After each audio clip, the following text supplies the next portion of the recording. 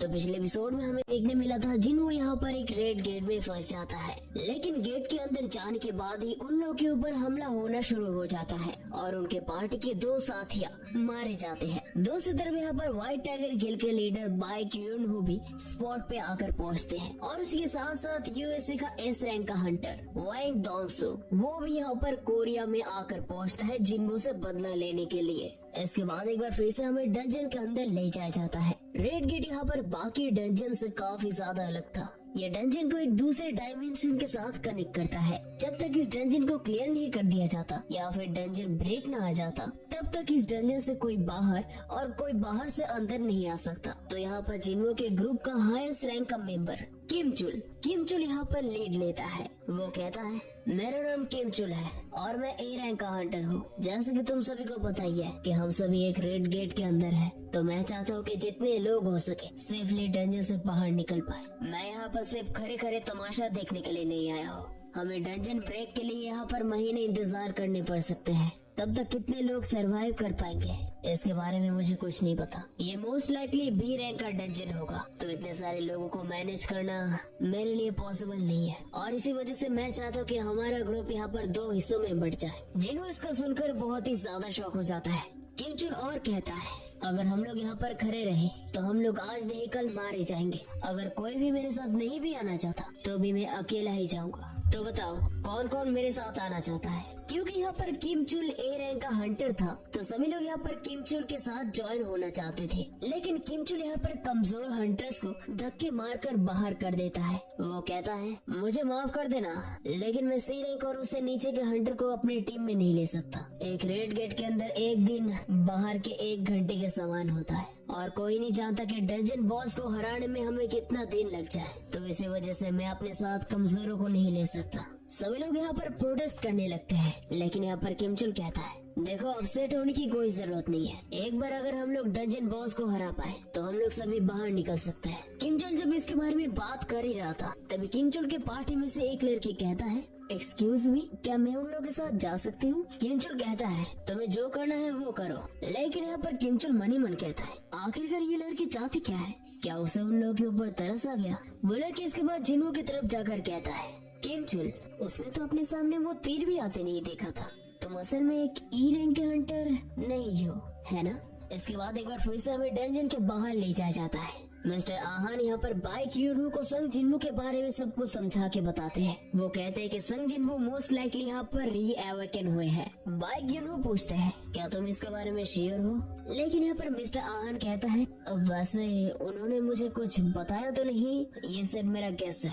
By क्यूनहू इसके बाद कहता है तो अभी हम लोग सिर्फ ए रैंक के हंटर किम चुल के ऊपर ही भरोसा कर सकते हैं। सर्वेलेंस टीम के मेंबर भी यहाँ पर यही कहते हैं कि किम चुल ये कर सकता है। किम चुल के रिकॉर्ड भी यहाँ पर बहुत ही ज्यादा तगड़े हैं। बाई क्यूनहू यहाँ पर मन कहता है किम चुल एक ए रैंक का हंटर है, हम लोग ऐसे एक टैलेंट को मिस नहीं कर सकते। अभी के लिए हम लोग आशा ही कर सकते कि वो बाकी हंटर्स के साथ डंजन को क्लियर कर पाए। सर्वेलेंस टीम का वो मेंबर कहता है वैसे आप लोग किसी ई रैंक के हंटर के बारे में बात कर रहे थे, है ना? वो शायद ही रीअवेकन हुआ है, लेकिन किम चुल मेरे ख्याल से उससे ज्यादा ताकतवर होगा। ये बात सुनकर यहाँ पर मिस्टर आहान थोड़ा चिढ़ जाते हैं, लेकिन तभी यहाँ पर डंजन के गेट के बाहर एक गाड़ी आकर रुकता है और ये गाड़ी था वांग डोंगसू का। वांग डोंगसू कहता है अरे ये क्या हुआ?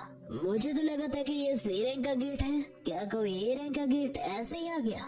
ओह, व्हाइट टाइगर गिल्ड का बड़ा हस्ती यहाँ पर क्या कर रहा है? वांग डोंगसू को देखकर यहाँ पर बाई क्यूनहू का खून खोल जाता है। सभी लोग यहाँ पर वांग डोंगसू को देखकर बहुत ही ज्यादा शौक हो जाते हैं। वांग डोंगसू कहता है बहुत दिन बाद मिले हैं, है ना? बाई क्यूनहू यहाँ पर सीधा पूछता है तुम यहाँ पर कोरिया में क्या कर रहे हो? वांग डोंगसू कहता है मुझे बस यहाँ पर कोरिया में कुछ काम था, लेकिन मुझे नहीं लगा था कि मैं यहाँ पर तुमसे मिलूंगा।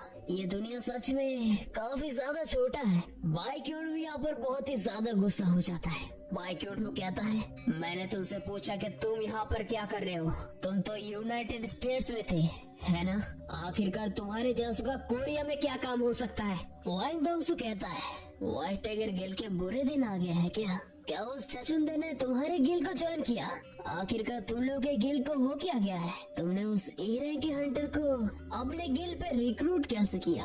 बाई क्यूनहू को यहाँ पर पहले कुछ समझ नहीं आता। लेकिन इसके बाद वाइंग दोंगसू कहता है, मैं ए रैंक के हंटर संग जिनवो के बारे में बात कर रहा हूँ। संग जिनवो का नाम सुनकर बाई क्यूनो और एक बार शॉक हो जाता है। उसे समझ नहीं आ रहा था कि वाइंग दोंगसू को संग जिनवो के बारे में कैसे पता है। इसके बाद वाइंग दोंगसू रेड गेट के सामने जाता है और हमें एक बार फिर से डंजन के अंदर ले जाया जाता है। जिनवो उस लड़की से पूछता है, ठीक है फिर तो मुझे एक चीज बताओ, तुम लोग तो नए हंटर्स लगते हो, एक रेड गेट के अंदर आने के बाद भी तुम लोग ऐसे शांत कैसे रह सकते हो? वो लड़की कहती है, क्योंकि हमें सबसे पहली बात जो सिखाई जाता है, डंजन के अंदर कुछ भी हो सकता है। इसके बाद किम चुल और जिनवो का ग्रुप एक दूसरे को गुड लक बोलकर डिवाइडेड हो जाते हैं। जिनवो और बाकी पार्टी मेंबर्स एक साथ जंगल के अंदर से जाने लगते हैं। वो लड़की यहाँ पर बार बार जिनवो के रैंक के बारे में पूछती है। जिनवो कहता है, मुझे खुद भी नहीं पता मेरा रैंक क्या है। वो लड़की अपने मन ही मन कहती है, ये लड़का एटलीस्ट ए रैंक का होगा और शायद। इसके बाद हमें किम चुल के पार्टी के पास ले जाया जाता है। किम चुल यहाँ पर जिनवो के पार्टी के बारे में ही सोच रहा था, तभी उन लोगों के सामने एक आइस बियर आ जाता है। किम चुल कहता है, उन लोगों को वहाँ पर ही रुकना चाहिए था, ये जगह आइस बियर से भरा हुआ है। लगता है उसी रैंक के हंटर की वजह से बाकी सारे हंटर्स का भी जान जाएगा। किम चुल का एक साथी कहता है, तुम लोग उनसे एक्सपेक्ट क्या कर सकते हो, वो एक ए रैंक का हंटर है। लेकिन यहाँ पर किम चुल अपने मन ही मन कहता है, उस ग्रुप के मेंबर में सी रैंक और बी रैंक के हंटर्स है, लेकिन आखिरकार एक ही रैंक का हंटर उन लोगों का लीडर क्यों है? खैर जो भी हो, आज नहीं तो कल वो लोग तो मारे जाने ही वाले हैं। इसके बाद किम चुल और उसकी पार्टी आइस बियर्स के साथ लड़ने के लिए तैयार हो जाते हैं। हमें एक बार फिर से डंजन के बाहर ले जाया जाता है। वाइंग दोंगसू कहता है, मुझे विश्वास नहीं हो रहा कि इतना दूर आने के बाद मुझे अभी रेड गेट का इंतजार करना पड़ेगा। सच में इस संग जिनवो को पकड़ना लगता है थोड़ा मुश्किल है। बार बार यहाँ पर संग जिनवो का नाम सुनकर बाई क्यूनो थोड़ा फ्रस्ट्रेट होने लगता है। उसे समझ नहीं आता कि आखिरकार सभी लोग यहाँ पर इस संग जिनवो के पीछे क्यों पड़े हैं। इसके बाद हमें एक बार फिर से किम चुल के पास ले जाया जाता है। किम चुल और उसके पार्टी के सामने बहुत सारे आइस बियर्स थे। उनमें से एक आइस बियर यहाँ पर अपने पंजों की मदद से किम चुल के ऊपर हमला करता है। किम चुल अपने शील्ड को लेता है और उस आइस बियर के पंच को ब्लॉक करता है और अपने दूसरे हाथों की कुल्हाड़ी की मदद से उस आइस बियर को मार गिराता है। और ऐसे ही वो बहुत सारे एक के बाद एक आइस बियर को मार गिराता है। सभी लोग यहाँ पर किम चुल को शाबाशी देने लगते हैं। किम चुल भी यहाँ पर सोचने लगते हैं कि आइस बियर के लिए वो अकेला ही काफी है। सभी लोग यहाँ पर सोचने लगते हैं कि वो लोग इस डंजन से बहुत ही आसानी से निकल जाएंगे। तो वो लोग आइस बियर को काट के उसका मांस निकालने का प्लान करते हैं। लेकिन तभी किम चुल कहता है, तुम लोग ये सब क्या बोल रहे हो? हम लोग अभी भी एक रेड गेट के अंदर है, तो हम लोग बिल्कुल भी आसानी नहीं बरत सकते। सबसे पहले हमें इस जंगल से बाहर निकलना होगा। किम चुल यहाँ पर मनी मन सोचता है, अगर मैं नहीं होता तो ये लोग अभी तक उन भालुओं का खाना बन जाते। इसके बाद हमें जिनवो के पार्टी के पास ले जाया जाता है। वो लोग घने जंगलों के बीच से यहाँ पर चलते जा रहे थे, लेकिन तभी अचानक से वो लड़की रुकने के लिए कहती है। जिनवो पूछता है कि आखिरकार क्या हुआ है।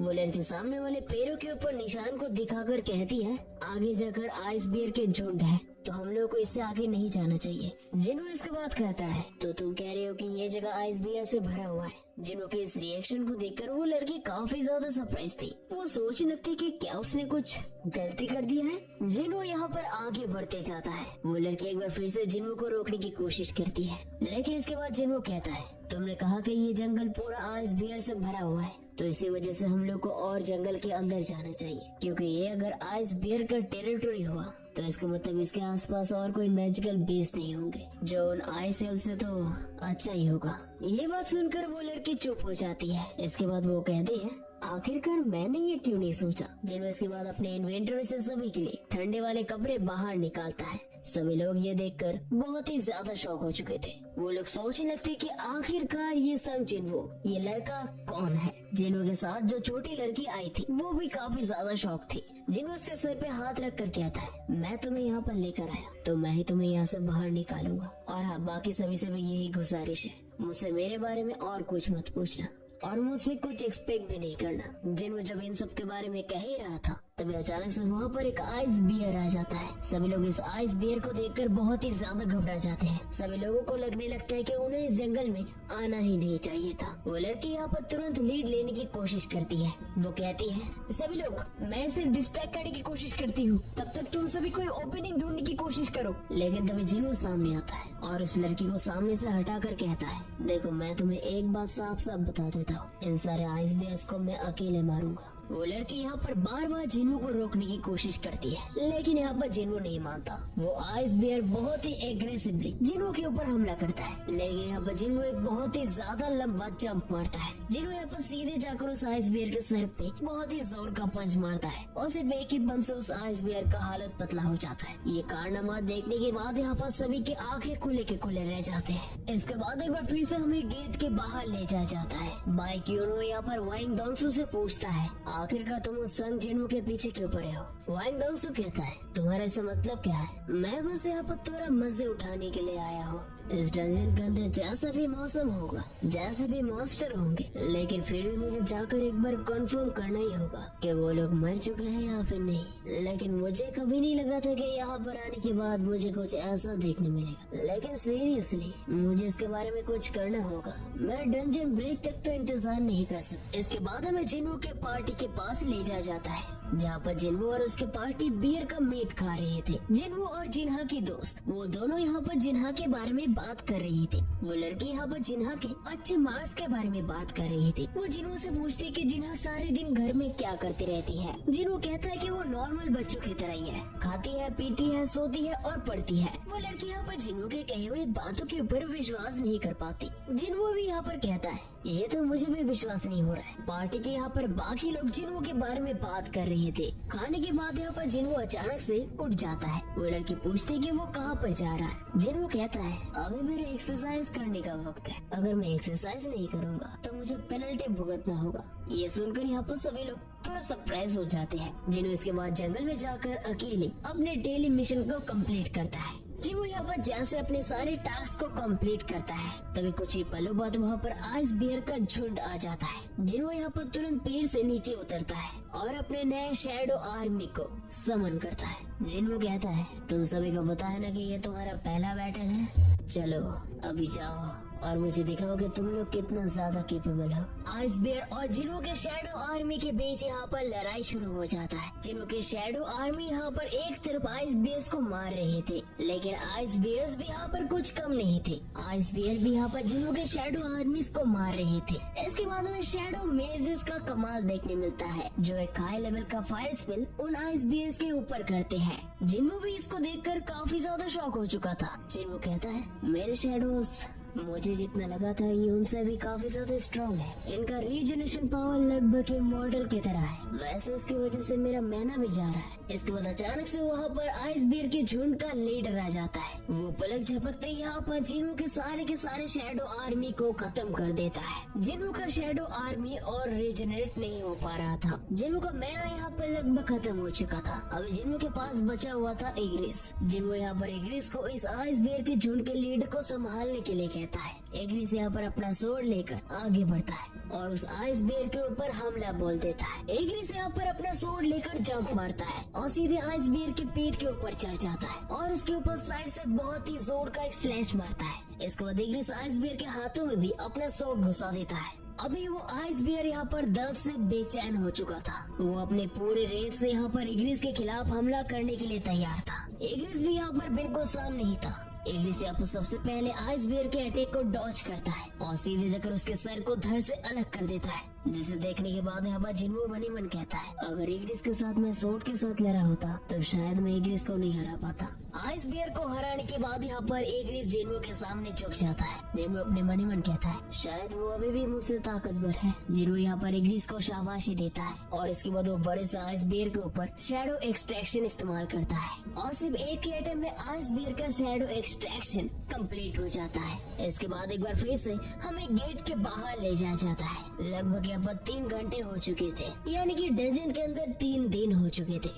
मिस्टर आहान यहाँ पर सभी के बारे में चिंता करने लगते हैं। बाइक्यून कहता है, रेड गेट के अंदर का एनवायरनमेंट नेचुरल होता है, कहीं पर कड़कती धूप या फिर कहीं पर कड़कती ठंडी, और जो सबसे ज्यादा कमजोर होता है वही सबसे पहले हार मानता है। अगर उन्हें वहाँ पर रहते रहते आदत भी हो जाए, लेकिन एक वक्त जाकर उन लोग के पास खाने का कमी हो जाएगा। लो रैंकिंग हंटर्स के लिए बहुत ही ज्यादा मुश्किल होगा और शायद अभी तक कुछ सी रैंक के हंटर्स तो मारे भी जा चुके होंगे। तभी यहाँ पर वाइंग दाउसो कहता है, तो इसका मतलब संग जिन्हो भी मारा जा चुका होगा।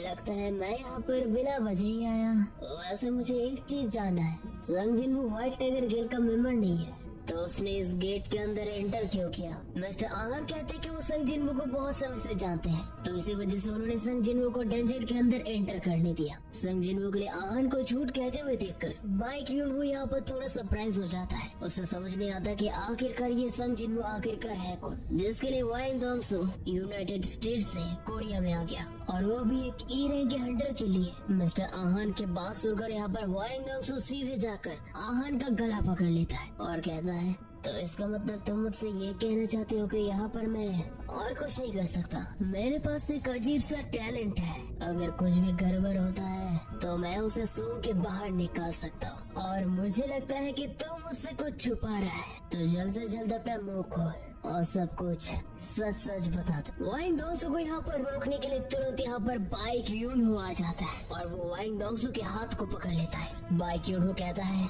वाइन दोंगसू मेरे एम्प्लॉय को अभी के अभी छोड़ो। वाइन दोंगसू भी यहाँ पर बहुत ही ज्यादा गुस्सा हो जाता है। वाइन दोंगसू कहता है, क्या तुमने मुझे कोई ऑर्डर दिया?